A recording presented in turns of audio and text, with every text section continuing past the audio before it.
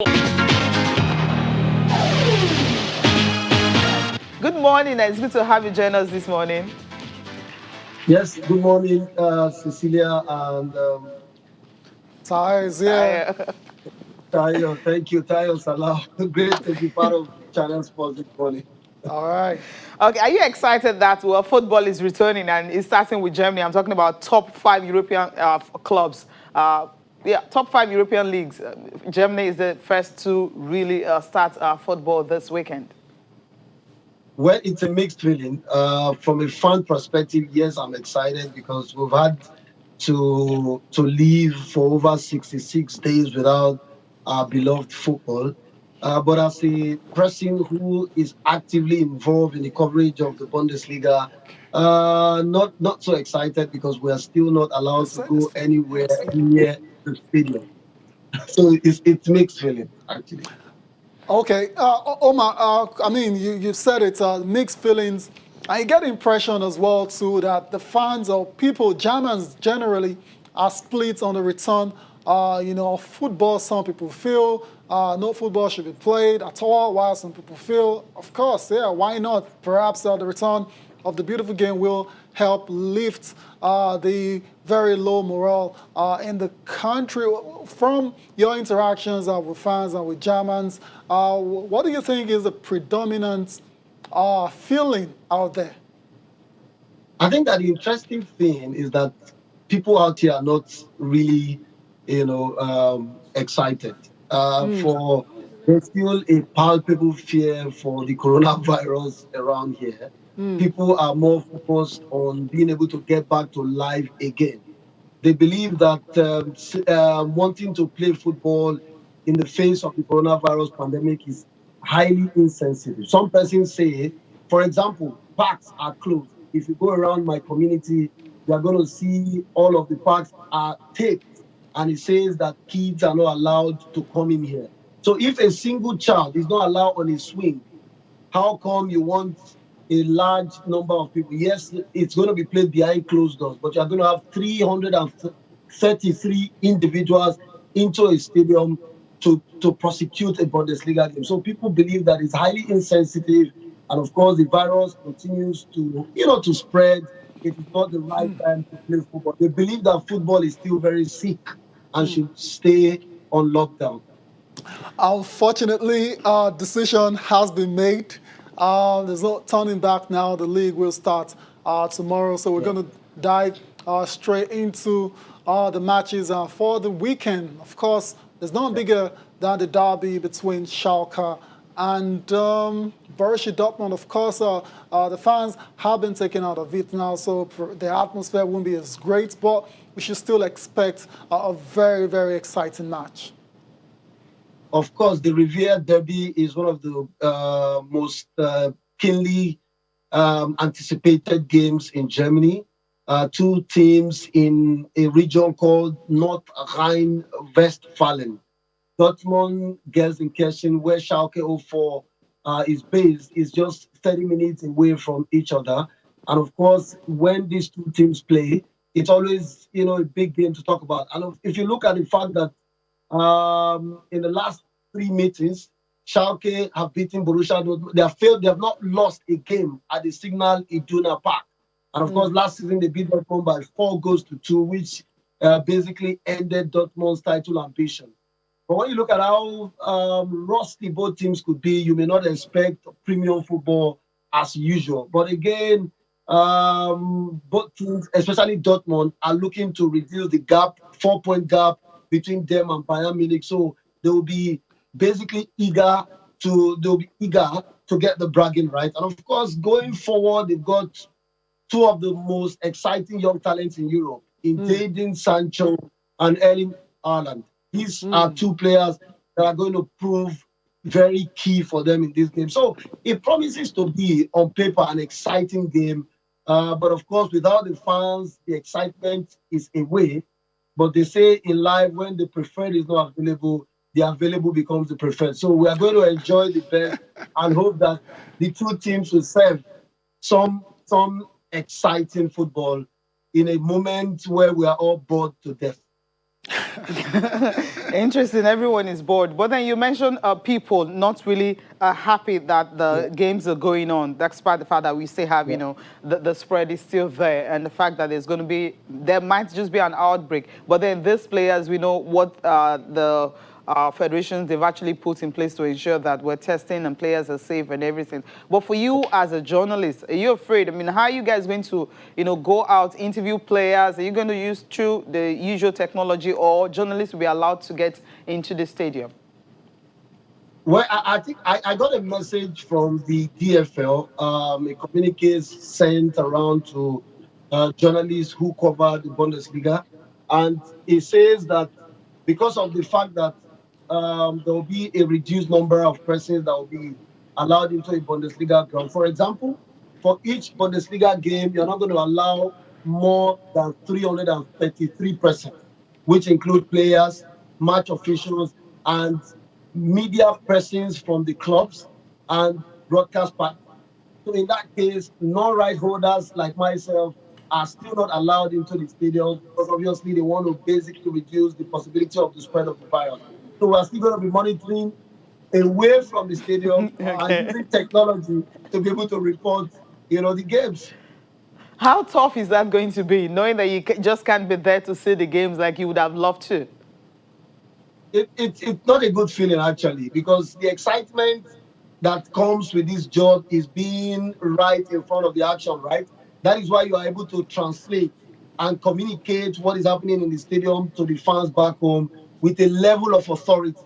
Right now, you have been stripped of that authority, that privilege, that exclusive, position of being right in front of the action. So it's not going to be business as usual. But I can't wait for something to be done to this very wicked virus so that we can go back to life. Yeah, we all cannot wait for normalcy to return. Omar, trust me, we're all looking forward to getting back to our normal lives. The games are back. Nothing is going to be done about it. Like I said, there's no turning back now. So let's go into other fixtures that will be played on Saturday and on Sunday. Let's talk about the matchup between Dusseldorf and Paderborn. Paderborn parades Nigerian international Jamilu Collins. And I believe you've had interactions with him as well too. Is he looking forward to the return of the season? And what have you made of his campaign so far? Interestingly, the most exciting people as far as the return of football is concerned in Germany are the players, because we all know that they were also becoming very bored, that they became TV presenters themselves and content creators.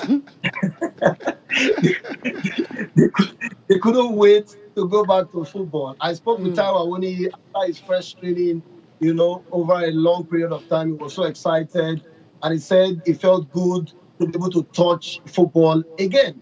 And that is the feeling that permeates through, the German football system as far as players are concerned. So Jamilu Collin is also no exception. They want to go back to football again. They want to be able to do what they love. Now, talking about this fixture, it's a relegation battle. Yeah. It's a battle between two people or two teams who are drowning.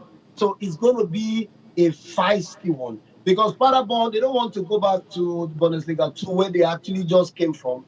But that looks like a high possibility.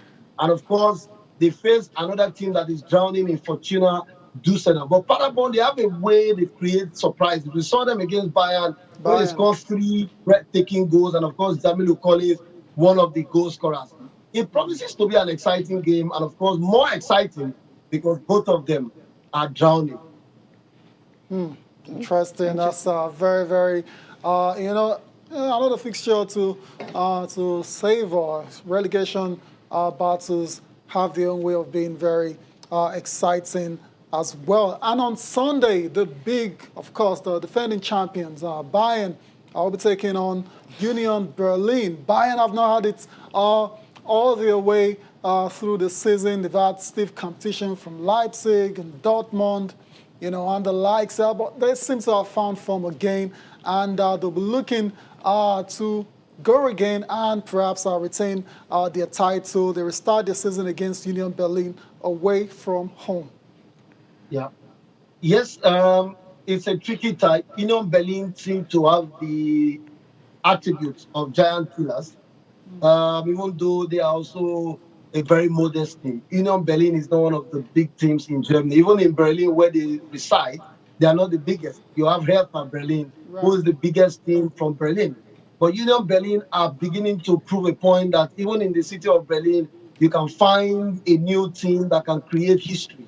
They have got Nigerian international Anthony Uja, who is beginning to find his career again after returning from China. China. Yeah. So for Bayern Munich, I think that they are looking good again, like you said, doing very well in the Champions League before the first break. And of course, they've been spending, even in the period of coronavirus, where people are saying that clubs have financial problems. They renewed the contract of Alfonso Davies. They've signed Miroslav Klose to become the assistant coach to Hans Flick, who is a more like an underdog, but beginning to prove that the underdogs can become giant killers as well. I think that Bayern are doing what Barcelona is known for, looking inwards and building from within. And it seems to be paying off. And of course, they are topping the log. Borussia Dortmund 4 points behind them. I don't think that anything can stop Bayern Munich at this point in time. I believe so because of the momentum they gathered. But then COVID set in and then the momentum may have dropped. They are 4 points cleared now. Now, let's take a Yeah. look at another scenario. I'm a bit worried about something that, the DFL has said that the league is likely going to finish June 27, 28 because they have 9 games left. And of course, it could extend to July. And a situation whereby you have maybe a player is tested positive, for instance, and or the whole team will be quarantined for 14 days. And maybe you have that twice. We pray it doesn't happen. You have that twice and not that they're quarantined for 14 days and games won't go on. Will the season be stopped? I think there's a high possibility of that as well, because they are saying that it's either they complete the season in June or cancel it altogether. So it's a very, very critical, dicey, delicate situation because medical experts have also predicted this, that in case people, players, get positive results for coronavirus, they're going to send the entire league into another wave of quarantine. And that will basically jeopardize all of the restart plan, which has been an excellent project. The Bundesliga basically have shown to the world that Germany, in its usual character of being very organized, very focused, and very astute, have been, a very good example to other leagues because Germany have been the bellwether in the stunning or turning task to return football, and they've done a fantastic job. But now people are waiting in the wings to see what will happen as the league have returned because some persons have predicted exactly the same scenario. And whether you like it or not, there's a possibility of that, happening. We saw some players testing positive even before, the restart of the Return to league. training. But there's something in the communique of the DFL which says that if a player tests positive, because they're going to be testing players before the matches, and only players with 2 positive results are allowed to play.